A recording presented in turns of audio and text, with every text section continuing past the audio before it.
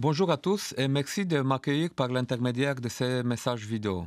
J'aurais aimé être avec vous car je sais que c'est une journée importante pour vous, pour votre organisation, notamment pour votre président, M. Politi, qui arrive au terme de son mandat, et une journée importante aussi pour la nouvelle équipe qui sera amenée à prendre des responsabilités. Et je leur souhaite déjà beaucoup de réussite. Je souhaite remercier à cette occasion à M. Politi pour le travail que nous avons fait ensemble et lui rendre hommage pour ses engagements, en particulier pour sa capacité à rassembler et à connecter les agriculteurs entre eux au niveau italien, au niveau européen, mais aussi au niveau international. Je sais qu'il est engagé beaucoup pour le développement de l'axe euro-méditerranéen, parmi beaucoup d'autres choses.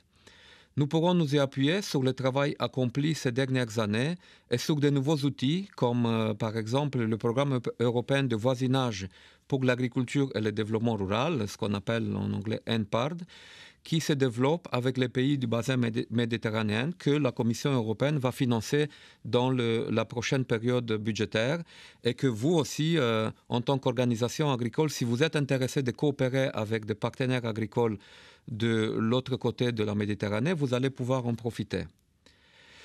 Ces liens entre les agriculteurs au niveau local, régional, européen et international, entre les agriculteurs et la société, permettront de relever deux défis que vous avez mis à l'ordre du jour pour votre congrès.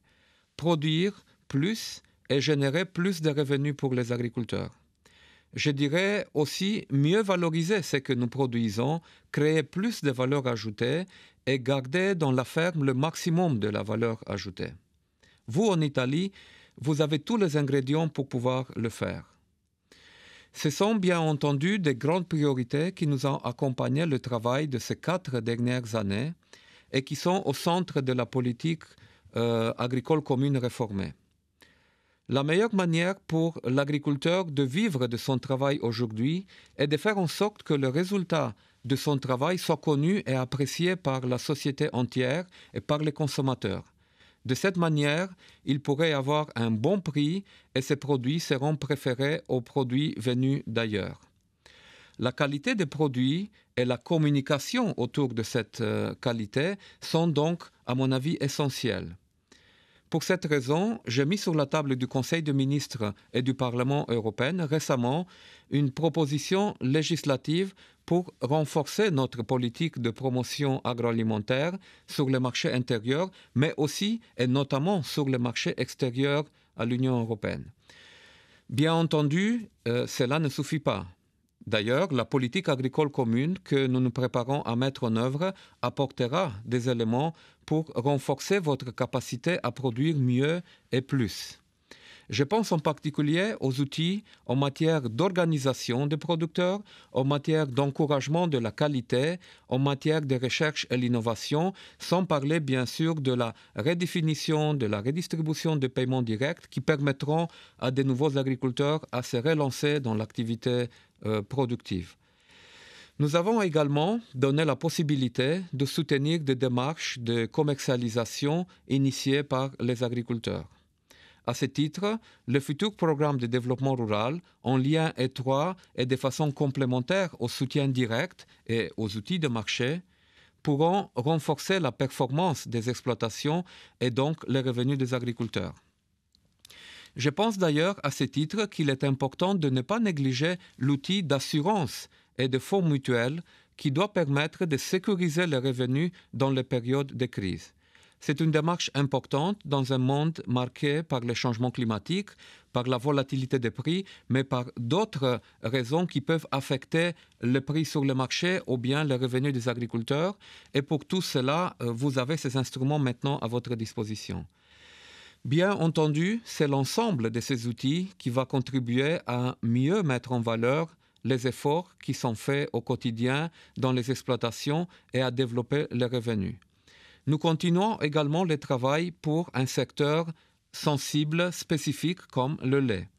Les marchés sont bons et nous devons nous en réjouir, mais nous devons aussi en profiter pour avancer dans la réflexion sur nos outils pour faire face à des retournements des situations abruptes qui peuvent affecter de manière définitive, dans certains cas, les revenus de certains éleveurs. Il est important en particulier de responsabiliser les acteurs et de bien cibler les actions publiques quand c'est nécessaire. Par exemple, il ne me paraît pas acceptable de couvrir avec des fonds publics des risques qui ont été pris en connaissance des causes par des investisseurs. Donc il me semble important qu'on trouve la manière pour donner l'information aux producteurs, et c'est pour cette raison que nous avons décidé de créer l'Observatoire européen sur le marché laitier, pour que les producteurs laitiers aient l'information pour savoir comment le marché évolue et jusqu'à quel point ils peuvent évoluer tout en ayant un débouché, pour qu'on n'arrive pas en situation où, à cause d'une augmentation de la production au niveau européen, on arrive à des perturbations de prix et donc en conséquence des revenus, et que les producteurs laitiers les plus fragiles soient affectés. Il me semble plutôt que la priorité doit être de préserver justement les exploitations parfaitement rentables en temps normal, qui assurent le développement des pans entiers de nos territoires et qui ne se sont pas lancés dans des démarches spéculatives et qui souhaitent seulement garder leur niveau de production et le valoriser le mieux que possible dans un marché aussi stable que possible. Pour terminer, je voudrais vous remercier une nouvelle fois et vous dire que je suis convaincu qu'avec vos savoir-faire, avec vos produits connus et reconnus dans le monde entier, vous avez des atouts considérables pour les prochaines années. Je vous souhaite de bons travaux, appropriez-vous la nouvelle politique agricole commune, utilisez pleinement ces nouveaux outils et travaillez toujours plus ensemble pour développer vos exploitations.